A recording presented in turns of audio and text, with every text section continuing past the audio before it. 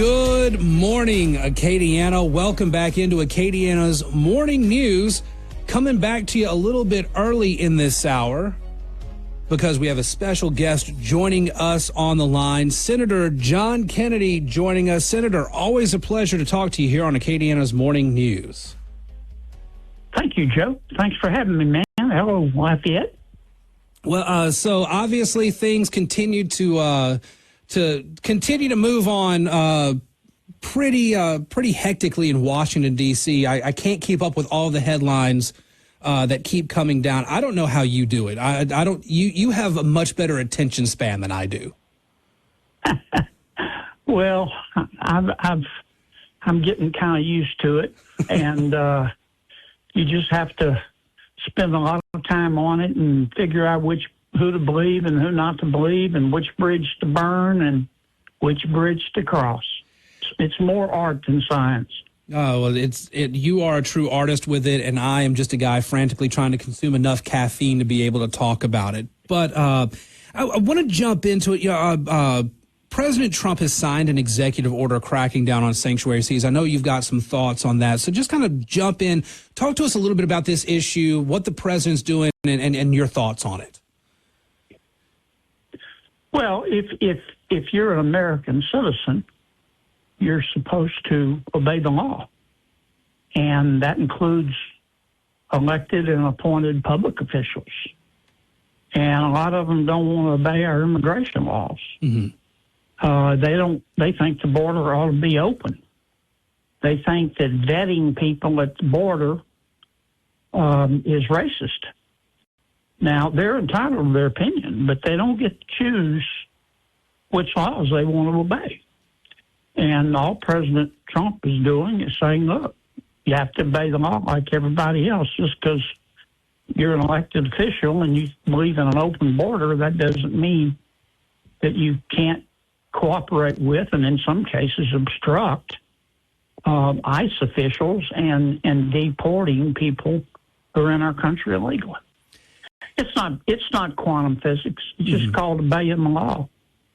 And it's really, I find it incredibly fascinating. As somebody who studies not just the policies, but also the politics behind things, Senator, I'm very confused why your dear friends across the aisle are looking at the lawlessness, looking at the situation at the border in the previous 4 years, and looking at the American public's view of all that, and they're doubling and tripling down on this hill of siding with illegal immigrants. Well, it's not. You're right, Joe, and that's a fair point. But it's not just Washington. You know, mosey on down to New Orleans and ask the New Orleans City Council or the New Orleans mayor if they will cooperate with ICE to enforce the law, and then watch what they say, and then watch what they do. You know, no, I mean, it's the law. You may not like it, but you can't pick and choose. If you don't like it, go try to change it. I mean, the truth is that not all, but most of my Democratic colleagues, they won't admit it, but they believe in open borders.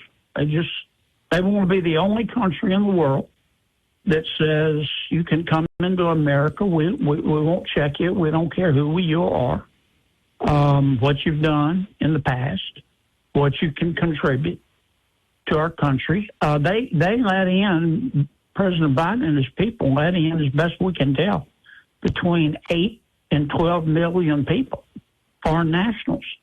That's like adding 4 Nebraskas to America. And we don't have the slightest idea who they are. In most cases, we don't know where they are. We don't know anything about their background. He just said, come on in. And he, frankly, lied about it to the American people. He kept saying, you know, I'm doing the best I can. I just can't stop it. Well, I mean, nobody's that incompetent. I went down there several times myself. It was just, come on in. There's the old saying, never attribute to maliciousness what you can attribute to incompetence. But I think in this case, it has to be the opposite. You're right. I don't think anybody can be as incompetent as they were essentially acting in the previous 4 years. This was done fairly maliciously as a means of kind of reshaping, their view of what America should be. Yeah. And I said early on, I was trying to be fair about President Biden. I said either the people he's put in charge of securing the border, or either they're doing it intentionally, or they're not qualified to manage a food truck. And after a while, I just said, look, nobody's this incompetent. I went down there and looked. They believed in open borders. They just weren't honest enough to admit it to the American people. It really is extraordinary. And speaking of levels of competence, I want to shift gears kind of abruptly. You had an op-ed recently in Newsweek, and I really like the headline of that piece. GOP senator, students can thrive without Department of Education. Not just students can survive without the Department of Education, but can thrive. Can you kind of talk about that idea? Yeah, the Department of Education has just turned into a Vatican of wokeness. It's just a woke factory. Mm-hmm. Most elementary and secondary education is funded at the local level. Some at the state level, about 10% at the federal level on average. Mm-hmm. And Congress passes money, this 10% for education, but then it goes to the Department of Education, and they decide who gets it. And if you're woke, you get the money. If you're not woke, if you don't believe that the country's inherently racist, or if you don't believe in transgender people and women's sports, and you don't get any money. Mm-hmm. And so I think the short way home is to abolish the department and just send the money directly to the states and local governments. They know a whole lot better about their public schools than these meatheads in Washington. I'm as somebody who taught in the education system, it's kind of amazing to me that, I've watched education policy for years, and, by law, the Department of Education cannot dictate the adoption of a curriculum or anything like that, but they can dangle as a carrot that federal funding to push whatever initiative through that they want. And that's, you're absolutely right in all that. That's what they've been doing, is saying, hey, we've got all this lovely money for you. You just need to do X, Y, and Z. Yeah, that's exactly what's going on. And look, I know you've been in our public schools. I have too. I've been a volunteer substitute teacher since I think 2002 or 2003. I've seen it firsthand. Mm-hmm. Who are you going to trust to run education? The people at the local level and the community and the teachers and the principals, or some person in Washington, D.C. at the Department of Education who can't find his rear end because his rear end is, well, I'm not going to go any further. Well, I think that's a great point. Even take the wokeness out of it. It's who do you trust to know what's best for and how to educate your kids? Do you want somebody who's a bureaucrat in some cubicle, hundreds of miles away in Washington, D.C., or do you want somebody who's right there in your community? Yeah. And I'm not saying all of them at the Department of Education, but a lot of them. They're people over there that just hate America. Mm-hmm. They feel hatred for America. They should feel gratitude. But they think they just want to beat the crap out of America. They think that we're racist today. We were racist when we founded. It's irredeemable. They're a bunch of neo-socialists. They're just some real lunatics over there. Why give them control of the money? Yeah, that's absolutely correct. Now, before we get out of here, Senator, one last question, kind of related to the education stuff.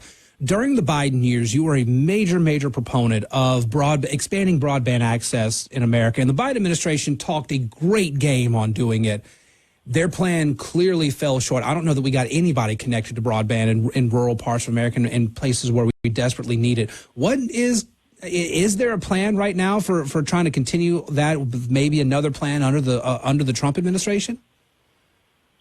There is a plan. It looks like it was put together by a heroin addict with a socket wrench. I mean, it was put together by President Biden's people. They say they appropriated a bunch of money to put in rural broadband, but if you want to participate in the program, if you're one of the contractors to put it in, you have to hire a certain number of minorities. You've got to, they can only work a certain number of hours. You've got to meet all these federal requirements. I mean, they've made it almost impossible. As a result, they haven't spent any of the money. And what I've suggested to the Trump administration is that they that the best way to improve the Biden plan, the only way to improve it is with a shredder and just tear it up and start over. And I think that the Trump folks are going to do that. Senator John Kennedy, thank you very much for joining us. As always, appreciate having you on here on News Talk 96.5 KPEL. Joe, great show, man. Thanks. Hello, Acadiana. All right. Well, thank you very much, and we look forward to talking to you again. Thanks, man. All right. We'll take a break. We'll be back here. Your top of the hour news headlines now coming up on News Talk 96.5 KPEL Talk Radio 960 KROF AM.